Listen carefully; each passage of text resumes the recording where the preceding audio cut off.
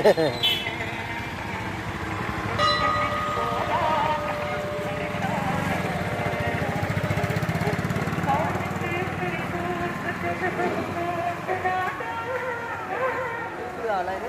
आतून बाहेर आता म्हणून असं करून ठेवलं काळी दे काळी घेऊन ये सांगतो मी अडीच रुपये तिकडे हालून घे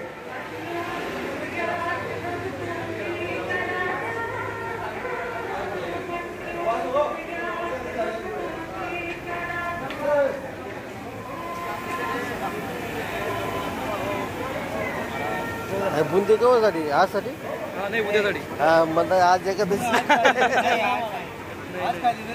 चालेल नाही ना पण ते हा मी तेच सांगत म्हणून विचार म्हणता आज साठी ना केव्हासाठी हा हा बरोबर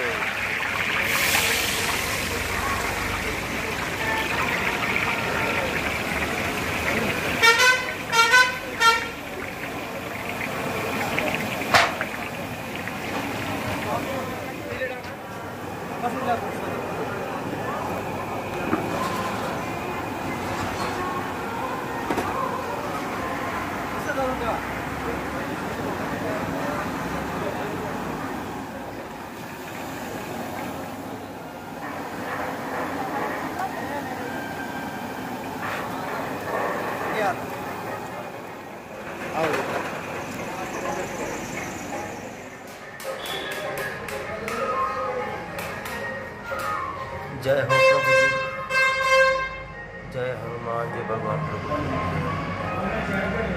जय सीताराम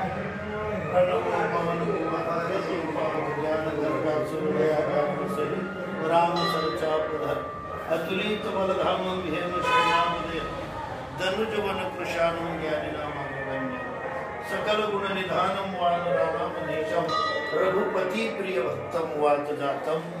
जय श्री हनुमान जी भगवान जी की जय। नासे रोग हरे सब पीरा जपत निरंतर हनुमत बेरा संकट ते हनुमान छुड़ावे मन क्रम वचन ध्यान जो लावे। हनुमानजी महाराजांजवळ हनुमानजींचं नुसतं नाव घेतलं तर आपले सगळे संकट आणि रोग आजार सगळे मिटतात।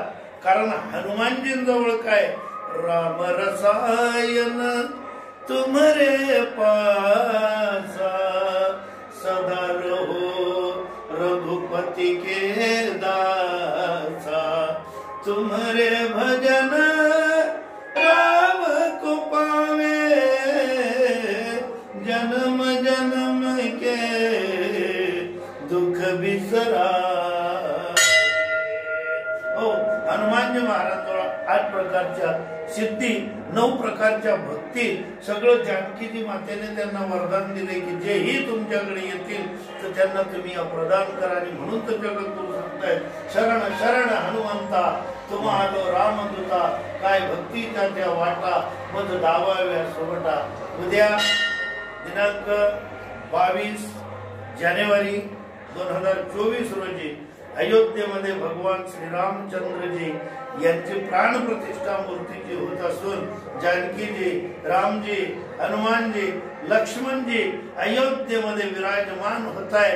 आणि त्या अयोध्येचं काय वर्णन करावं।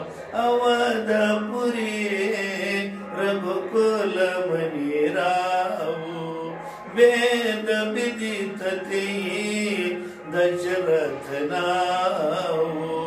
बरं राजा दशरथजींची नगरी ते होते कसे धर्म धुरंधर गुणनिधी ज्ञानी हृदय भगती मती शारंग पाणी अवधपुरी रघुकुल मनिराव।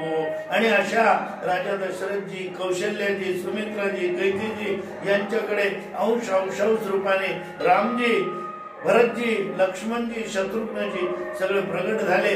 आणि त्या बाबतीत गोस्वामीजी सांगताय भय प्रगट कृपाला दीन दयाला कौशल्या हितकारी हर्षित महतारी मुनि मनहारी अद्भुत रूप निहारी सियावर रामचंद्र भगवान बजरंगबली महावीर हनुमान जी की जय। जय सीताराम। जय सीताराम। जय